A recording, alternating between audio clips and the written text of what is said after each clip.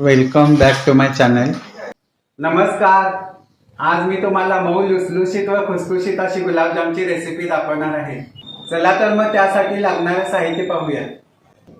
तेल, खवा, मैदा, तूप, खायचा सोडा, मीठ, वेलदोड्याची पूड, लिंबू व साखर. इथं मी पाव किलो खवा घेतलेला आहे. छान असा खवा फोडून घ्यायचा आहे.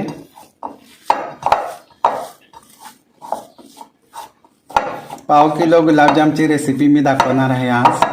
छान असा गुलाबजामचा हा खवा फोडून घ्यायचा आहे. व यामध्ये आता 50 ग्रॅम मी इथं मैदा घेतलेला आहे, तो घालायचा आहे. व एकच चिमट अगदी न कळत सोडा टाकायचा आहे, कारण की आतलं ते पीठ कच्चं राहू नये म्हणून. आणि व्यवस्थित असं मळून घ्यायचं आहे.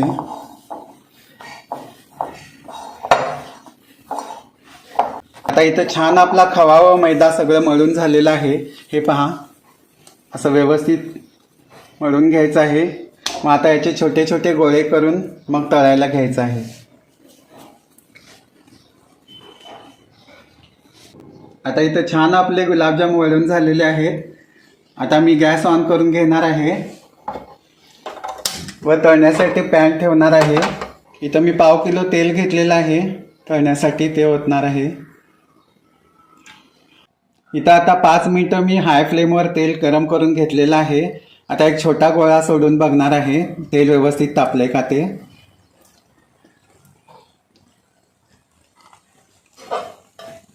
पहा, आपलं तेल आता व्यवस्थित इथं गरम झालेलं आहे. आता मी गॅस स्लो करून घेणार आहे व बाकीचे गोळे सगळे तळून घेणार आहे. आता हे गुलाबजाम मी मंद आचेवर छान असं बदामी कलर येऊपर्यंत परतून घेणार आहे. छान आपले हे आता गुलाबजाम मस्त तळून झालेले आहेत. आता याला मी काढून घेणार आहे व याच्यासाठी साखरेचा पाक करून घेणार आहे.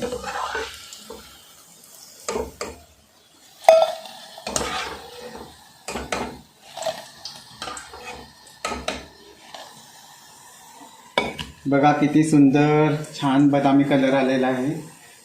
आता इथं मी 300 ग्रॅम साखर घेतलेली आहे. त्याचा आता मी पाक बनवून घेणार आहे. 1 ग्लास पाणी घातलेलं आहे पाकासाठी.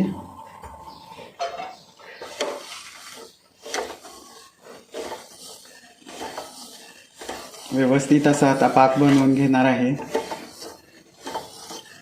त्यानंतर ते सर्व गुलाबजाम या पाकामध्ये मी घालणार आहे. आता इथं 5 मिनिटं मी हा पाक तयार करून घेतलेला आहे. हे साखर विरघळून 1-2-4 उकळ्या येऊपर्यंत ह्याला 5 मिनिटं लागलेली आहेत.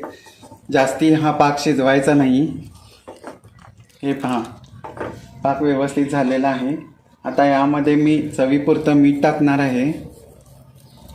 आता गॅस बंद करून घेणार आहे व थोडासा लिंबू पिळणार आहे. 1 फोड लिंबू पिळायचे आहे पाव किलोसाठी. अर्धा किलोचे जर तुम्ही बनवत असाल तर अर्धी फोड घालायची आहे. आता छान फ्लेवर येण्यासाठी थोडंसं मी वेलदोडे पावडर घालणार आहे व 1 चमचा चवीसाठी तूप घालणार आहे. तूप घातल्यानं खूप छान अशी चव येते जामुनला. आता इथं छान आपला गुलाबजामसाठी केलेला पाक तयार झालेला आहे. त्यामध्ये आता मी गुलाबजाम घालणार आहे. गरम पाकामध्येच हे गुलाबजाम घालायचे आहेत, त्यामुळे व्यवस्थित असं ते पाक ओढून घेतात. आता ह्याला मी अर्धा तास सेटिंगसाठी ठेवणार आहे. आता इथं आपला अर्धा तास झालेला आहे. हे पहा, छान असे गुलाबजाम थोडेफार मुरलेले आहेत. आता आपण कट करून पाहूया. हे पहा, किती सॉफ्ट आणि छान झालेला आहे गुलाबजाम. आता मी याला गार्निशिंग बाउलमध्ये काढून घेणार आहे. आता इथं आपले मस्त असे लुसलुशीत व खुसखुशीत गुलाबजाम तयार झालेले आहेत. तुम्ही ही रेसिपी घरी नक्की ट्राय करून पहा आणि आवडल्यास कमेंट सेक्शनमध्ये कळवा. आवडली असेल तर चॅनेलला लाईक, शेअर आणि सबस्क्राईब करा. Thanks for watching.